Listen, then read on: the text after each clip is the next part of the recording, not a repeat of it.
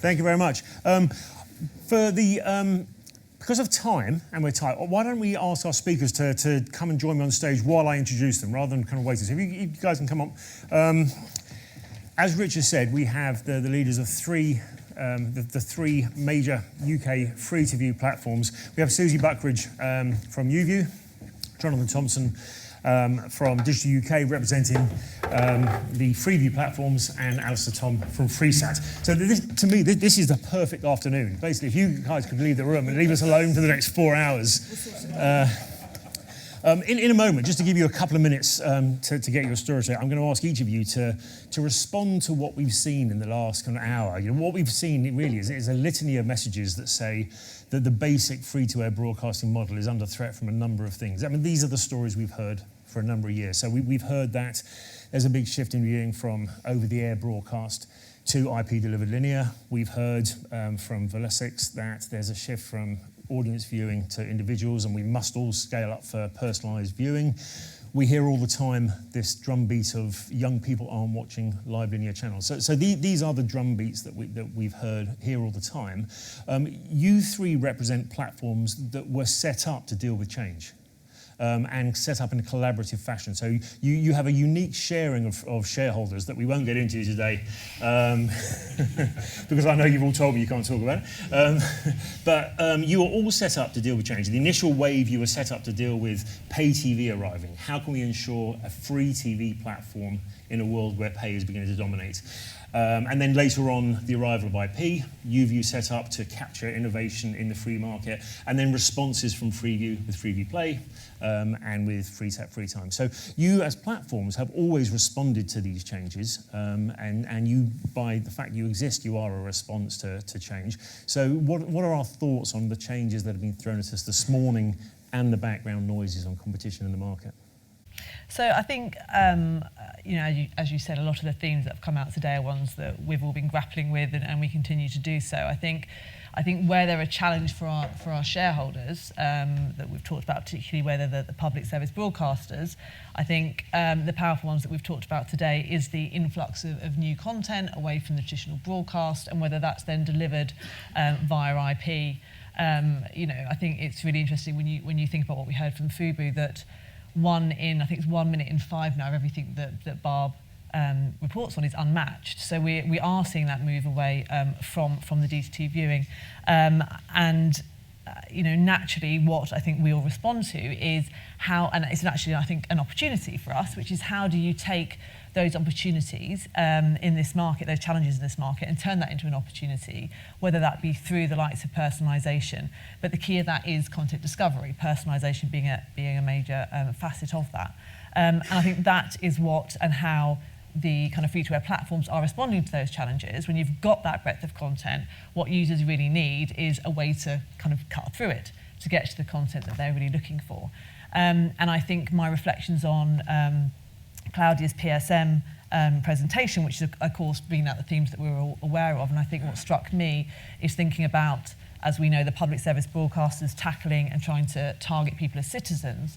But I think my response to that would be, I think the way to do that is through targeting them as customers, as the likes of Netflix or Amazon or Sky or anyone else would do. And I think that's the crux. It's about saying, what is it the users need, and how can platforms like ours serve that need in the best way in order to deliver that public service value? It's interesting that the dialogue is shifting from us talking about audiences, which we have done for 30 years, to talking about customers and users. And I'm interested in how much we throw the baby out with the bathwater in our attempts to respond to these changes. If I can go down the line and give everybody a chance to throw their 2 penn'orth worth in, I was conscious in the Fubo presentation, I noted down that 90% of viewing on Fubo is live linear, and 85% of it was to the major TV screen in the home. That must be music to your ears, surely. Yeah, it is. I mean, I think the way I look at the market is there are many reasons to be positive and a few reasons to be concerned. And let me deal with both of those very quickly. The reasons to be positive are that, yes, it's a very fast-changing market, but actually, by and large, the British TV market is very structured, it's well-regulated. There's some big national champions who are still very powerful players. We produce a lot of content that people here love, and by we, I mean the free-to-air broadcasters, that people here love and are loved internationally. And there have already been historically significant responses to market change. We all exist as platforms as a consequence of the transition from analog to digital. So the broadcasters have always responded to change, and they've done it effectively and collaboratively and proactively. And I see no reason to believe that that can't happen again.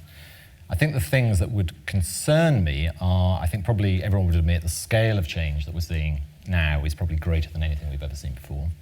And I guess there's probably two, maybe three dynamics that worry me. The first is, and we may come back to this, is lots of people are still watching live telly. Let's not forget that. We're very obsessed about 16 to 24-year-olds. I forgot the point where we decided that anyone over the age of 35 didn't matter anymore. I mean, TV is for everybody, and lots of people still watch TV and watch it live. That's fine, but it is undoubtedly the case that the changes in viewing in younger audiences are stark and quite scary. And there's an onus on anyone who wants to still engage with that audience or has a responsibility to them to think about how they crack that problem. So that is something that worries me. I think the FANGs, to be the first person on the panel to say that word, they are partners, they are competitors, but we should be clear on one thing, is their overall goal is to completely transform the nature of national broadcasting in every market around the world. And they are doing that territory by territory with the same business model, which is about absolutely changing the nature of content investment, content production, content distribution, content discovery, and content monetization. And most of them aren't doing it to make a return from broadcasting. They're doing it to sell other things. That's massive. And the only way that you can respond to that, you can't stop it, and that's a foolish thing to try and do. You can't use regulation to protect yourself from it. You have to respond to it, and you have to respond to it by proactive collaboration. So I think there is every reason to believe that we can continue to sustain the health of what British broadcasting offers and what we as platforms offer in the next 10 years. But we will absolutely need to do more and faster and harder and invest more in it. And I think my only reason for negativity at the moment is I suspect we're underestimating the scale of that challenge, and I hope over the next couple of years we'll do more collectively. I'm going to come back and push a little bit on the nature of the challenge coming from the global players. I'm not a fan of the FANG acronym because I think it clusters different kinds of companies together. They're all very different. We'll pick it apart in a sec, but I wanted to let Alistair have his chance to okay, so I think you guys have kind of covered it. I guess from my perspective, what would I see for Freesat? I totally agree that people are fundamentally watching television. I think, yes, people are wanting to watch on demand and enhance their viewing, and I think that is a positive thing for us, because I think as free-to-air services, we can actually offer the hybrid opportunity platforms that people want, and I think that is really, really good for us, and it gives us a better opportunity because it kind of weakens the traditional pay or free model, and actually I think that's an area of growth for us. So I think that is something that's exciting. I think Jonathan's absolutely right with the challenges. I think collaboration exists at different levels in different ways, and I do think Jonathan's right, there's something we should continue. But I think as platforms, I actually feel pretty positive about the future. I think we have better opportunities, and I think if we continue to offer customers what they want and we help them curate content in a very effective way, then actually we can give them what they want, and we can also be a very important bastion to protect public sector broadcaster prominence, which is another sort of challenge that you don't have on, that sort of isn't as well protected in, say, televisions or smart sticks, etc. Now, when we talk about the challenges from the kind of global tech giants, I'm conscious that the responses between the three of you may be different because you are set up as a platform to be used by commercial providers with predominantly B2B. I mean, so that has changed slightly since your inception, whereas Jonathan and Alistair represent platforms which are still kind of flying the free-to-view flag much stronger.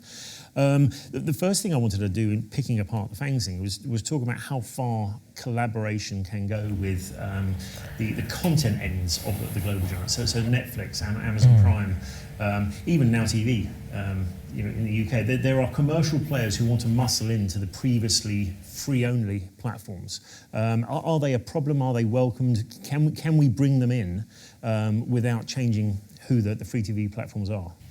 So I think, absolutely what YouView is about is about bringing all of that together to provide the best experience to consumers. And if you're going to hold up a line and say that we're not going to allow Netflix or Amazon or frankly the content that people are also looking for in, you're only going to undermine, I think, the power of PSB. You know, there is ultimately a halo effect both ways to have everything in there, and the role of YouView is about having a great content discovery experience, allows you to find it, but also make sure that from the, as Alistair just said, for the public service broadcasters, is about making sure that that prominence and that attribution is the first thing in mind. So we're balancing the world in a way that makes sense for the UK. Do you think it's different in the world of subscription Freesat? I think on one level it's quite similar. So we try and do a similar thing where we balance linear and pay and the pay services. I think in terms of what you're talking about, the first bit, I think there is collaboration already between the broadcasters and Netflix and Amazon and people like that. And actually, I think if you think about what might happen with BritBox, then there is a lot of UK content that people want, and there is demand for that as well. So I think it's also, so I think it is about that collaboration evolving and changing, and I think that is positive for customers, and I think that is something that we would welcome and support, I think. Does that hold for you for a purely horizontal platform? Yeah, I mean, I think the thing about, as you rightly highlighted, you group the FANGs together with sort of one strategy, and you miss the kind of subtleties of what they're all doing, or maybe not subtleties, no, you're not right, but the multi-layered strategies they have. I mean, from my perspective, a dynamic in the market I think is really positive at the moment is actually that the market shift you're seeing in broadcast platforms is away from traditional pay and towards free plus SVOD. And you know the free-to-air number of free-to-air primary set homes in the UK is growing at the expense of Sky primarily. It's relatively slow, but it's happening, and it's evidenced by people who are moving from a full-fat pay package to a free package plus SVOD. Amazon Now TV or Netflix, you know, Sky benefit through Now TV. That's a good thing from our perspective, and we actively encourage our manufacturer partners to have those services on their TV. We market them through the freebie marketing activity, so that's a positive thing. On the other hand, and Susie's absolutely right to say you should give viewers what they want. But we shouldn't do that at the expense of crowding out public service broadcasting. And there's we've got 3-4 new global SVOD services launching this in the next 12 months. That's got to occupy screen real estate alongside 4 public service broadcasters, other free-to-air VOD players. So there's a challenge in kind of how do you ensure that viewers have easy and fair and open access to content, which we've all collectively got to crack, whatever our platform model is. So there's positives and negatives in all of this. So I think one of our abilities is we have our own UX and UI, and that gives us the power to actually curate, and the power of the home screen is actually to bubble up content in an effective way that does actually manage that trade-off between the pay SVOD and the free. And actually, you know what? I think there's a lot of people who want to watch free content and want to top up occasionally, and I think what has been evolving is actually consumers' views. So they are focused on value for money, right? So they are interested, if they think something is valued, they will pay for it. And if they do not value a service, they will not pay for it. And I think, to your point earlier, I think that's where the traditional Sky, especially in the old Sky Plus homes, have struggled, because there have been a lot of people on the lower tiers who've been saying, well, actually, the vast majority of television I watch is free. Why would I pay for that? And I think that's a positive thing for us potentially, and I think that's something that is really important. We use our home screens and our UXs to kind of manage that prominence effectively. Yes, I think there's other players coming in, but I think again, people will make their choices. They will, that is, I think what will be interesting for those SVOD players is how it evolves over time, right? Because I think there is a finite amount of money people have in their wallet, or how services they are prepared to pay for. And I think that's a good opportunity, because actually, if people are unique and provide a unique market, there will be, a real opportunities to succeed in that. Does it change the nature of what the free platforms are? Now, you're lucky because you don't have the word free written to your brand. These two gentlemen have the word free. And when we encounter people in research, who've got your platforms, and they say to us, I don't have pay TV, I've got Freeview, or I've got Freesat. Obviously, I've got Netflix, and I've got Amazon Prime, and I've got Now TV when the cricket's on, and I've got this. So, these people are paying £20, £30 a month for, and proudly saying they don't pay for TV. So the more we bring these services onto the free platforms, do we change the essence of what they are? Do your shareholders care that you might help Netflix build a bigger audience in the UK on your platform? You have to ask them that question. I think one thing, I think Freeview was born in a world where you made a simple binary choice between paying for telly or not paying for telly, and that clearly has changed. I think how I would articulate that evolution is that there's still, I think consumers, app viewers absolutely understand the notion of free-to-air television because it's at the heart of public service broadcasting, and Freeview will always be about no obligation to pay. That's the principle we talk about. But I think the thing that has changed is as a platform perspective, we're much more relaxed about people paying on top of the free service. And if anything, we probably would encourage that. And yes, there is a tension because we encourage people to take Netflix and Amazon if it means they move out of Sky, but that's at the expense of viewing share of ITV and Channel 4. But that's the trade-off of running a platform versus being a broadcaster. So I think that's what's changed, is that the proximity of pay and free is much closer now. And for viewers, they see it probably as more of a blurred edge rather than a hard edge, I'd say. And I think it comes back ultimately to optionality and back to saying, what is it that the user need? Where's their what does the market need? Is there an existing market failure that we can help to kind of tackle? And I think coming back to that optionality, it works for the user. We can see that we saw it earlier, but the amount of people willing to pay for pay TV is falling. We can plug that gap really well. And I think having Netflix on, having Amazon on, as we do at YouView, what it does is it's giving people all of that optionality, and ultimately it's driving scale. We're seeing across all platforms, Sky, Virgin, that balkanisation that used to exist is breaking down. If the PSBs were to try and put up a gate against that and do something different, it's not going to work. The better the scale of all of our platforms combined, where we can make sure the PSB prominence is there and kind of protecting that, that's a benefit to everyone. Does that hold true if we pick the FANG acronym apart again and go back to those players in there who've got platform aspirations? Now, on contrary, we've talked about Amazon Prime. It's a content partner. I can see the logic of what we've just articulated. We should get their app onto these platforms. It makes your platforms more prominent. I stood in the Amazon Lounge at CES this year and looked at their TV screens. More importantly, the thing that really blew my mind was I stood there and played with their DVR, or as they call it, so a PVR, as we would say. So these people are launching a PVR and a television screen. They're quite blatantly trying to build a platform which is competitive to your three platforms.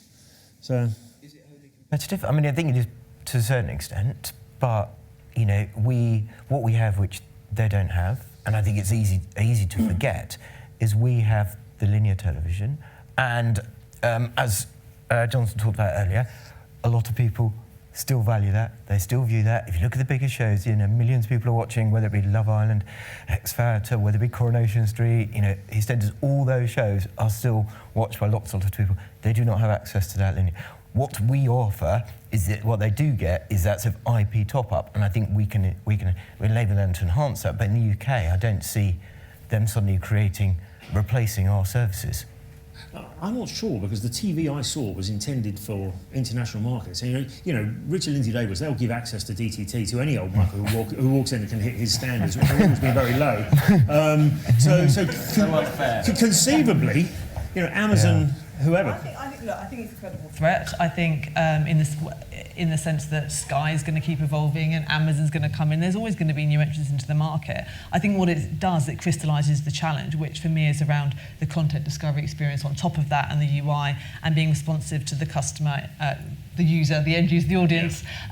So it's about creating that best experience over the top that gives the audience what they want. And I think where we probably have more of an insight into the UK market is having that sense of what it is in the UK that attracts audiences. And we've got, so much experience in that someone like Amazon hasn't. And you've got to hope, with our shareholders being what they are, it's about them innovating with us first. It's about content first, going to the free-to-air platforms. I think that's where we start taking on that competition. I think just to add to that, and to build on Alistair's point, I think the thing, I can't say too much on the specifics of this topic, but the thing I think Amazon and Google, as sort of TV platform operators, have learned over the last couple of years is that you can't just enter a market like the UK and say, well, this is how you should now watch television. This is how you've been getting it wrong for the last 30 years, here's how you should watch television. I think they're beginning to realise that to be successful in any market they enter, they've got to be cognizant of the existing framework, the existing players, and recognise the bits of that market the viewers like. Viewers like having BBC One at the top of an EPG. They like having an EPG. Still. They like the PSB players being prominent. So I think that the dynamic has changed a bit because they've learned they've got to work with the market dynamics and the market players, not just impose a sort of a Silicon Valley view of television into the UK market, which is encouraging. But it's a threat as well, yeah. And I fully buy in your point about the EPG. We've always been big fans of the EPG in Decipher. But I was standing playing with an Amazon program guide that was absolutely exquisite. It was a linear grid. They had clearly learnt the lessons from around the market. Yeah. You mentioned the shareholders. Now, I'm not going to probe on the deals, apart from one thing, which is the nature of innovation, which is kind of the core of this panel. A perspective that we put out is that the free-to-air platforms have been able to ape the innovation that's happened in the pay world over the last 10 years, because most of it hasn't involved data. So, pay market launches PVRs. Very quickly, the free TV market is able to launch PVRs. The pay market innovates around EPGs. Your grids and your EPGs have got so much better. Brilliant. So all the time, you've been able to ape the functionality from the pay world. Suddenly, it feels like this next generation of innovation that's going to be required is really based around data. It's about, as we've heard from Vela 6, personalization. It's about knowing your customer. It's about accounts. I know Freesat with the FreeTime app have encouraged login, setting up an account on your website. But I do wonder whether the weight of innovation is going to have to shift towards you three platforms and away from the broadcasters. It feels from an outsider's view that the broadcasters want to keep hold of too much of that login, data-based innovation, recommendations and things, when to a neutral outsider, that stuff may happen better at your level. So does there come a point where there is a conflict with the shareholders in who delivers innovation in this next generation? Should I go? I'll take that. Well, first of all, I'd just like to point out that YouView was one of the first UIs to launch with a backward guide, Nigel, but that's fine. No. And then on the data point, I think you're right. I think there is huge opportunity within the free-to-air platforms and what we can do around data. So to kind of give that an example, YouView near 3 million boxes in the UK. Every single one of our boxes polls user data. We backhaul, for want of a number, 3.5 billion data events a week. And what we can see from that is incredible user interactions going across the platform. We can see when the UI is important, what the user journey is, when a user is trying to get straight to content versus when they're trying to browse. We can understand when somebody first discovers a piece of content using search or the discovery mechanisms, how they then translate that into direct views later on, kind of the following week to follow a series. So we're starting to pull out some really great insights, and we can, with our shareholders, we could start to pull that data across the base to really drive some insights and innovation. So I think you're right. I think the power of the free-to-air platforms is that ability to have all of those shareholders in one place, all of those media organisations in the UK that can then leverage and build off each other to drive a real deeper next level innovation. So I think Susie. We've got a panel as well, so we see everything, how people use it as well as what they use. And I think, I don't think it's in conflict with the broadcasters per se, because obviously they have, if they have IDs for their player, it's a relationship with one player, whereas both of our organisations actually can see all the way across. I think we definitely have conversations, and I think there is a good opportunity to work better with the broadcasters about actually joining those panels up better, and I think actually enhancing the power of the data and actually understanding. And I think, like you've seen, we've got all sorts of funny insights about the types of customers and groups of customers and the way that customer segmentation is evolving, because actually it's not about demographics or age necessarily, it's about types of viewers and the way they watch things. And I think actually they're really positive insights and actually could be really helpful actually at helping the broadcasters. So I do think, but I see it not less as conflict and more as something where we can work together and potentially work better together over time. You talked about essentially kind of operational data there. And I'm also interested in kind of audience data and customer service data.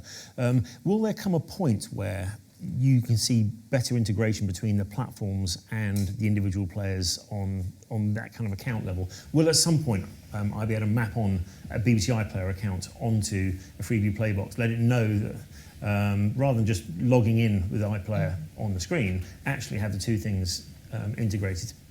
So there's a kind of a central core of data. All possible. Yeah, possible. I think that was a pretty clear. We ain't going to talk about it, Nigel. You can keep asking, but we ain't going to tell you. I'm conscious of time, and that there's teas and coffees and food and things being thrown up. I just wanted to throw one last round of questions as a kind of a valedictory comment on the future. We saw the scale numbers come out of China. We saw the scale numbers from the global players. You talked about a lot of this stuff being opportunity. What's the one thing that really excites you about the next kind of 3 to 5 years from the free-to-view platform space that you would like your organisation to major on? So for me, being a hybrid TV platform, I think the really exciting opportunity is actually around how we're already a hybrid platform, but bringing more of that IP into it and using IP as more of a substitution, and how that can really benefit the broadcast experience within a kind of an existing guide. I think the IP homes in the country are going to hit, I think it's around 3 million in the next 3 years. So that for me is a huge opportunity area for us and the PSBs. Okay, Jonathan. I think the main thing is that collaboration is a keyword of the moment. The broadcasters are, I think, absolutely spotting and recognising they need to do more things together, and they do need to do more things together to respond to the sort of tidal wave of change that's coming. And the good thing is they've got 3 joint ventures that represent collaboration already. So, I mean, the thing that excites me is the things we can do on their behalf for their viewers to make TV viewing better. And that's whether it's about discovery or about the services being offered or about data or whatever it might be. I think we offer a forum for collaboration. In some ways, 3 different models with 3 slightly different approaches is not necessarily a bad thing. I wouldn't criticise all the decisions that we made in the past. Actually, each of what we do offers a slightly different flavour of the same goal, which is maintaining the strength of strong public service broadcasting. I like that idea, 3 forums for collaboration. Yeah. I think so. I think so. I think collaboration is right. I think for Freesat's slight lens on that, in terms of what we think is exciting, is we're evolving our operating model a little bit over the next year. So we're going to sort of commission more directly our own set-top box. So we'll, rather than do it horizontally, that gives us more control and more ability to actually evolve the way we do things going forward. I think secondly, it gives us the opportunity to actually build virtual economies of scale. And we've been doing that also working with some partners across Europe to actually start to build some of those, a slight counterbalance to that challenge of going to a content provider and saying, well, we want you on a platform. Well, actually, if you do it with us, actually you can automatically light it up in 4 other countries. And actually helping actually sort of challenge some of that a little bit in a different way. Brilliant, thank you. I think the strong thing to finish on is that 10 years ago we had a really strong drumbeat about the death of these platforms and this, and it was all miserable. But actually we're sitting here on stage with 3 strong, vibrant platforms that actually are delivering innovation to the market, and we hear the numbers about linear viewing. I'm hugely optimistic about what your platform is going to deliver into the market, so thank you. Can I ask you to thank my panel? Thank you.